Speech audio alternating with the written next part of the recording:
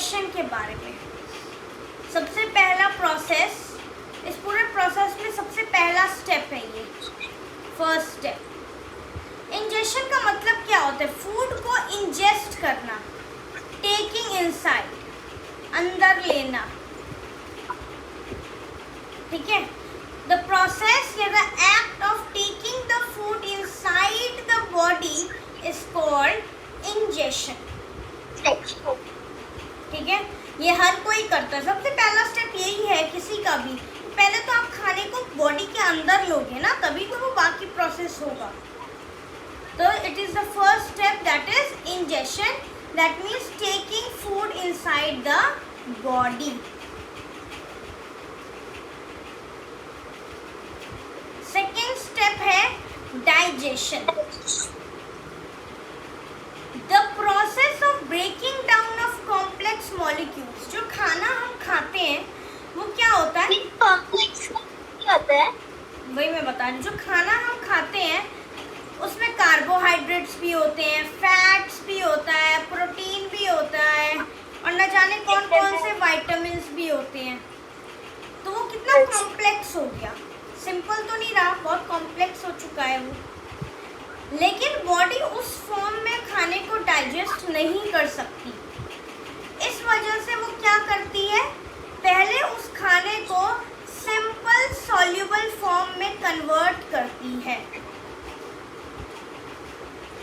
और इसी प्रोसेस को, जिस प्रोसेस में हम फूड को ब्रेक डाउन करके सिंपल सॉल्युबल फॉर्म में कन्वर्ट करते हैं, इसी प्रोसेस को डाइजेशन कहा जाता है,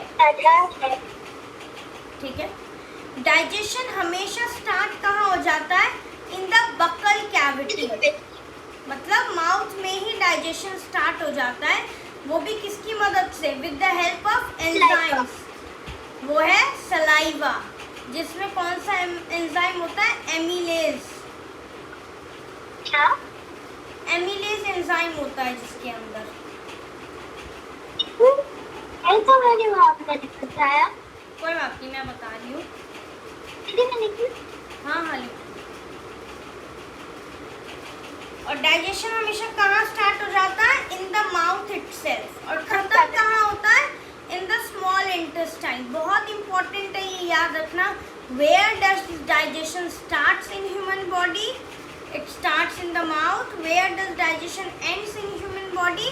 it ends in small intestine. लिखा है सलाइवा, एमिलेज, AMYLASE।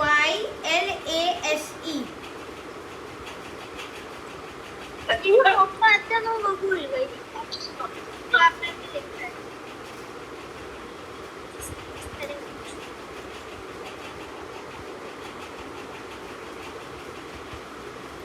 अब इसके बाद क्या लगता है, जब खाना डाइजेस्ट हो जाता है तो उसके बाद क्या होता है? एब्जॉर्ब होता है स्मॉल इंटेस्टाइन। उससे पहले देखो, यहाँ माउथ में डाइजेशन स्टार्ट होता है, फूड पाइप से खाना स्टमक में जाता है, यहाँ पे भी आगे का डाइजेशन होता रहता है। फिर यहाँ से स्मॉल इंटेस्टाइन में भी होता है डाइजेशन। हाँ, कुछ डाइजेशन स्मॉल इंटेस्टाइन में भी होता है, और यहीं पर खाना सारा का सारा न्यूट्रिएंट खाने में से एब्जॉर्ब होके ब्लड में भेज दिया जाता है in the small intestine itself. तो जब खाने से, जब डाइजेस्टेड फूड में से न्यूट्रिएंट्स एब्जॉर्ब कर लिए जाते हैं,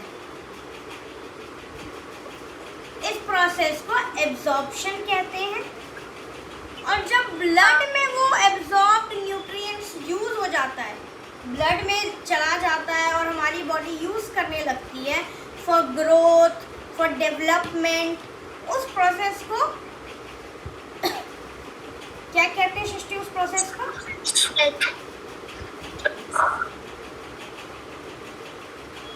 एसिमिलेशन।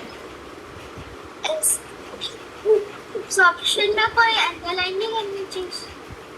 नहीं, एब्जॉर्प्शन समझ आ गया तुम्हें क्या होता है? हाँ। क्या होता है एब्जॉर्प्शन? जो दीदी डाइजेस्टेड फूड है वो अब्सॉर्ब होता है स्मॉल इंटेस्टाइन में, जो पास होता है स्मॉल इंटेस्टाइन से पूरी बॉडी। स्मॉल इंटेस्टाइन से पूरी बॉडी में कैसे पास होता है? With the help of blood. और यही जब ब्लड होता है, वहाँ पे ब्लड वेसल्स होते हैं जो कनेक्ट करते हैं सारे न्यूट्रिएंट्स को लेकर पूरी मेन ब्लड वेसल्स में भेज देती है। बहुत पतले पतले कैपिलरीज होती हैं स्मॉल इंटेस्टाइन में जुड़ी हुई। फिर जब वो न्यूट्रिएंट्स बॉडी में ग्रोथ, डेवलपमेंट, इन सब के लिए यूज होने लगता है तो उस प्रोसेस को एसिमिलेशन कहते हैं। और लास्ट में ऑब्वियसली जो चीज़ें बच जाती हैं, जो अनडाइजेस्टेड फूड होता है, उसे हमें अपनी बॉडी से एलिमिनेट करना होता है। The elimination of undigested food from the body is known as egestion, जो कि हमारा लास्ट स्टेप है।